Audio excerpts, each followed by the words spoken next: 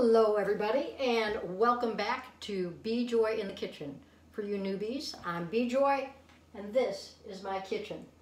So welcome today. What are we up to, you ask yourself? Well, this recipe has a story, like most of my recipes. I was tasked with putting together a potluck dish for about 6 or 7 of us that were getting together at a friend's backyard to watch a global conference from the company that we all have side gigs with. And don't worry, masked, 6 feet apart, big backyard, lots of air, and it was all on a big screen TV on Zoom. So I was in boot camp at my Castro Valley boot camp, again, all on Zoom in our garage, thinking, what am I gonna make? The word hummus came to me, and I said, yeah, but I made these guys hummus like 100 times. Not that they've had my hummus since COVID. But I was thinking there while I was doing my mountain climbers, and that came to mind. And then by the time I got to squats, I said, hey, why not do a deconstructed hummus? And I went, wow, that could be interesting. And then I took it one step further, and I said, why don't I make a deconstructed hummus all dressed up? And that was the inspiration for this recipe that I'm going to bring you today. So let's get started. First thing we need to do is start with 1 cup of tahini, or in English you say tahini, T-A-H-I-N-I. It's ground sesame seeds into a paste, and you can get that, really I think supermarkets have it these days. I get it at my little market up the street from me here in San Leandro. And when you buy it though, look for one that doesn't have a lot of oil floating on the top, that doesn't have a lot of separation. That's your best bet for tahini. So we're going to take that, we're going to put it in my, notice I don't have my Vitamix today. Do not make tahini sauce in your Vitamix. That's just a big warning from me. I made it that way the first time. This is about my 2nd time making it. And it was a mess. I'm telling you, it all got stuck in the bottom. It's like trying to make peanut butter in the Vitamix. It just doesn't work out too well. So food processor is best for this. If you're industrious, you can use a hand whisk. That's way more industrious than I am. So we're going to start with that. We're going to add to that about 4 or 5 tablespoons of lemon juice. I had a couple of nice lemons here today that made about 5 tablespoons. You know how much I love my little silicone. I squeezed them into a glass jar first and then poured them in here because this would be really hard. All right, that would take a lot of aim. Then we're going to put in about 3 cloves of garlic. I'm just throwing them in whole. And I wanted to once again show you my favorite from my cousin Josh, who gave me this years ago. It just is it just undresses the garlic in a half a second. So here's this. I always like to cut that little end off. Probably doesn't make any difference, but that's just me. Throw that in there. And now I've done a lot of research on tahini sauces and all of that, and some of them are quite complicated. And I thought, you know what? This new Breville food processor that I just got recently is a workhorse. So let's put the horse to work. And it also doesn't make as much noise. So first thing we're going to do is start to, well, the first thing we're really going to do is plug it in. I thought I had my whole act together. There we go. We're going to plug that in and start it.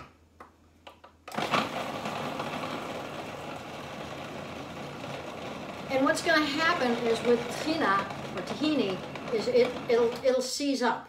I'll give you a little preview of what's going to happen. It almost looks like dough. You see how that gets all seized up?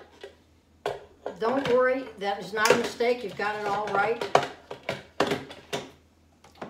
The next thing we're going to do to this is go ahead and add ice water.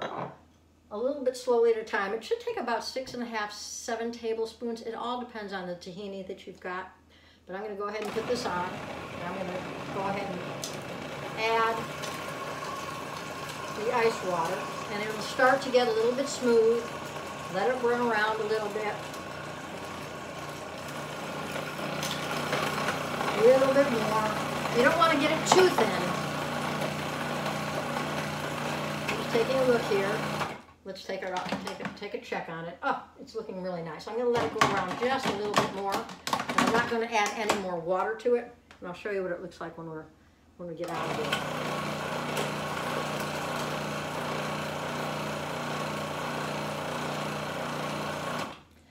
that much quieter than my Vitamix? Maybe I'll make everything in my french processor from now on. All right, I'm gonna remove that. And you see how nice and smooth that got? Can you guys see that? I'm gonna go ahead and take this out. And we're gonna put it in the bowl that whatever bowl you've chosen to put it in.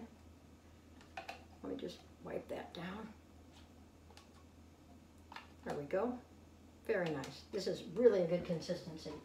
So I've chosen a nice Middle Eastern piece of pottery for today. What we're going to do is go ahead and put your tahini on the bottom layer.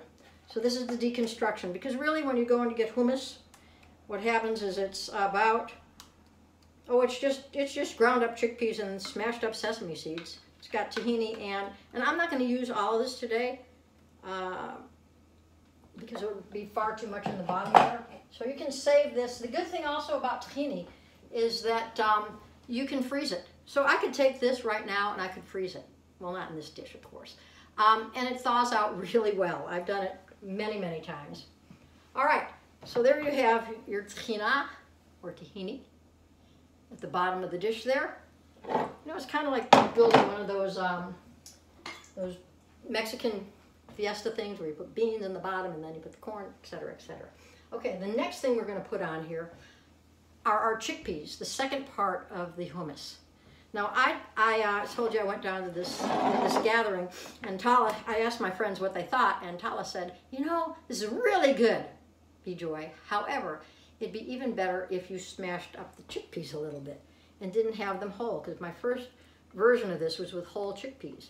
So this one I've taken, and I took Tala's advice, call out to her, and I smashed them up, and you go, how did you get there? Well, there are many ways to a smashed chickpea. Let's just go ahead and do a couple right here. I'm going to just do a handful in front of you, but I did that whole cup. I'm just going to do this handful. You put it between the wax paper, right? And you don't need any special tools. You could, if you wanted to, use a rolling pin.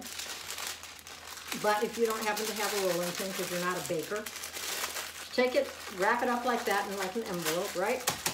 And I bet that what you do have around the house hanging out, there's probably a jar of something with a flat bottom, or a can. Just go bang, bang, bang, bang, bang, bang, bang. And not too much because you don't want them to get too smashed up.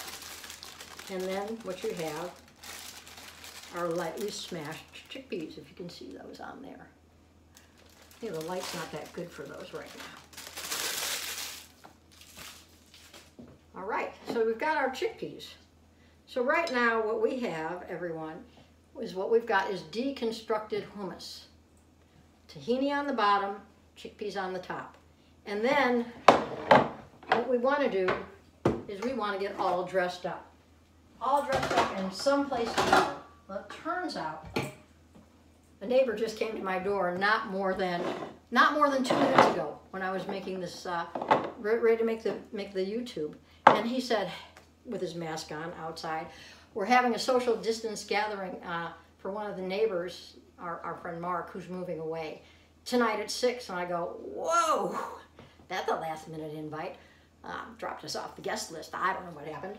Anyway, I said, oh, I'll bring the hummus. So lucky enough for me, I got the hummus here. All right, so I'm going to just take a dash of salt, dash of sea salt on the top, right? Just a little dash. Then I'm going to put on some feta, but not feta, real feta. This is plant-based feta that I've just got crumbled up here a little bit so if you're not familiar with any of the plant-based fetas out there, what I will tell you is the one that I love, and I'll show you right here, is made by Violife. Don't know if you can see that. So Violife, and I get this at the either the Castro Valley, well, you all aren't in my area necessarily. I get it in a natural food store. And it tastes so feta-ish, but it's all plant-based. It is super, super yummy. All right, how else are we going to dress this guy up? Ah, I know. We're going to put a little cumin on here. Sorry, right back. I thought I had everything. You know how that goes with me. You're always missing something. So I'm using a wild mountain black cumin seed right now, but you can use any ground cumin that you find at the supermarket, and I'm just going to take a little bit of a drizzle of that. Okay. Next, we're still getting this thing dressed up, especially now that it knows it's going to a party. I have some toasted pine nuts, just a couple tablespoons, and you don't need more than a tablespoon or a couple tablespoons of anything. Then I'm going to put on some Kalamata olives that I've sliced up. You see how this is getting all dressed up? And then we need some color, so I've got some tomatoes, and I've made them fairly small. I got my cucumbers really small, and I'll tell you a story about that. I don't like to cut the tomatoes too small because they get all watery. These are actually cherry tomatoes. There. Ooh, this is looking good. And I got some red onion, which I've cut up really small. I've chopped it up in a small. So I want to tell you about my cucumber. What I do have is a really small cucumber. You see that? So the story behind the size of the vegetables is this. I was having lunch one day with my cousin Joshi, and we were actually in Tel Aviv. He lives in New York now, but we were in Tel Aviv at the time. And he says, the guy brings out our salad, and Joshi says, oh, this guy, he really likes me. And I go, well, okay, Josh, how do you know he really likes you? He goes, you see this tiny size of the vegetables? The smaller they cut the tomatoes and the cucumbers, the more the guy likes you. And I go, that was just a great story. So when you're going to be making, cut up vegetables for friends, you want to make them as small as possible if you love them. Anyway, here we have our hummus, deconstructed hummus, all dressed up. And that's what we got today. If you want to, I'm just thinking this now, because this is a new recipe, right? So I love thinking on my feet. What we could do is just add a little bit of olive oil to the top, right? That'd be a nice touch, because oftentimes when you go get hummus out at a restaurant, they put it on the plate looking like this, and they put a little drizzle of olive oil. So thanks for being my inspiration today for the last piece of my deconstructed hummus, all dressed up. And that's all I got for now. Wishing you to be joyful in your kitchen this week, and stay healthy, stay safe, and we'll see you next time.